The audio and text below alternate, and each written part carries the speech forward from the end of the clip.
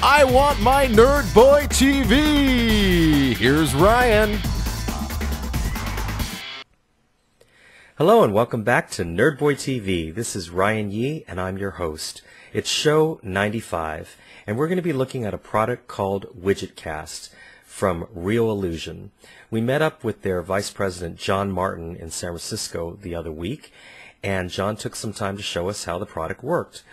And what you can do is you can take your RSS feeds, your blogs, your YouTube videos, your Twitter, and you can aggregate it all into one application and put it in a widget that you can brand and give to your customers and give to your audience. So John's actually going to do one for NerdBoyTV today, and we broke it up into 3 parts. So part 1, John's going to show us how to set up the canvas in WidgetCast. Hi, this is John Martin with Reallusion, and I'm here today with Ryan Yee, and we're going to go through, walk through a WidgetCast for NerdBoyTV to show you how easy it is to put together your own apps using Reallusion's WidgetCast.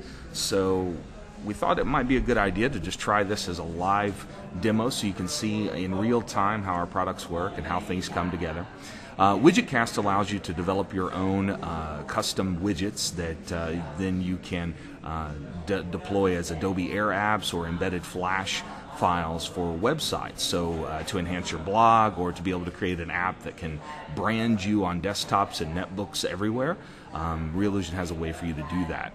So what we'll do first is we'll start out by starting a new project, and we'll set up the new project inside WidgetCast where we have a stage. The first thing is a blank canvas that we'll begin with, and we have the properties window at the bottom, and I'm going to adjust this to 1024 by 600, and the reason why I'm going to do that is because that's the standard for netbooks today for that resolution, and also works very well on laptops as well, so and PCs. So we'll go ahead and use that, and we'll zoom a little bit so that we can see what we're doing. So basically anything we do in this area, we'll always be able to work with it down here in the bottom of the screen. Across the top we have all of our different types of tools that we can manage to bring in content, to draw boxes, write text, all those sorts of things. So we'll just start putting things together so you can see how it works. First thing I'm going to do is I'm going to insert an image. We've done the baker's trick where we've pre-baked a user interface that we're going to use today to bring everything together, and we just did this in Photoshop. No real trickery there. Just a simple Photoshop file. What I did do, however, is I took the file and I exported it as a PNG, and the reason why that's important is because WidgetCast will allow you to make a transparent background for your app, so you can have a nice floating app with curved edges and lose that Windows frame, so you can have a totally customized look. So we've brought in our interface. This is one image. I've set up a couple of different areas where we're going to start putting in some content, and you can see we've got NerdBoyTV because we are creating a totally branded widget here today. So the first thing I'm going to do is start to put in a little bit of content. I'm going to take my text tool and go ahead and just show you how we can draw a text box. I can add some text, and I can say something like, "Welcome to NerdBoyTV." Okay. And then, just as you would expect, we can select that text. We can do a different size for it. Everything you would expect that you can do to your text, you can do there. So text tools, nice vector tool to bring in your text and stylize that. But the real muscle of WidgetCast is being able to aggregate your social media. So what we want to do is we want to bring in some different things like our Twitter feeds, our YouTube, our blogger, and since NerdBoyTV is canvassed all through social media, what we want to do is we want to provide Ryan with a way to easily bring this all together in one experience that everyone in the NerdBoyTV audience and ecosystem can share information with what Ryan's got going on at NerdBoyTV. So first thing we'll do is we'll switch over here to Twitter, and we're going to aggregate the Twitter feed from from here and allow all of this to be a part of the app itself.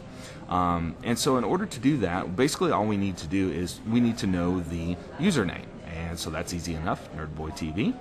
So I can go back to WidgetCast, and now I'll go up to the top where we have our different components that attach our social media and allow us to aggregate it.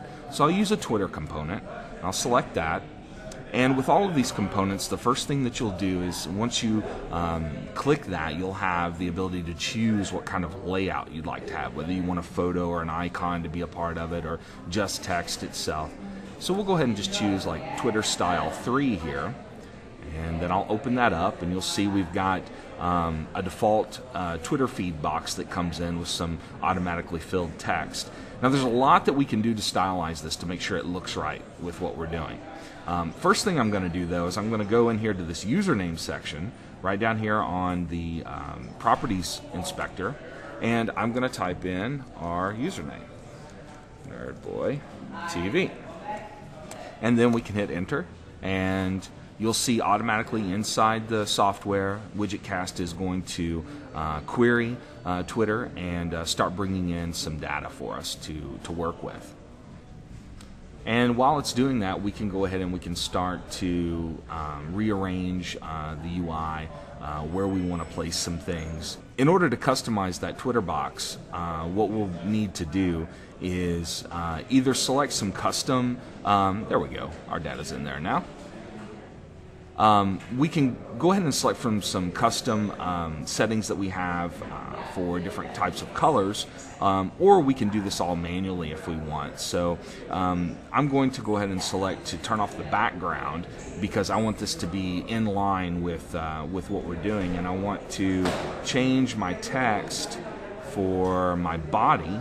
I can select all the different parts of the component right here, and I'm going to check the body text. And you can see it's black. Well, obviously that's not going to work.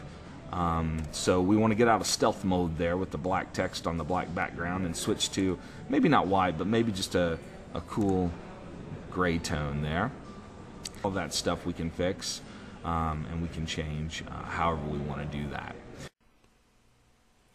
So that's our show for today. Be sure to come back for part 2 of John's demonstration of WidgetCast. Have a great week.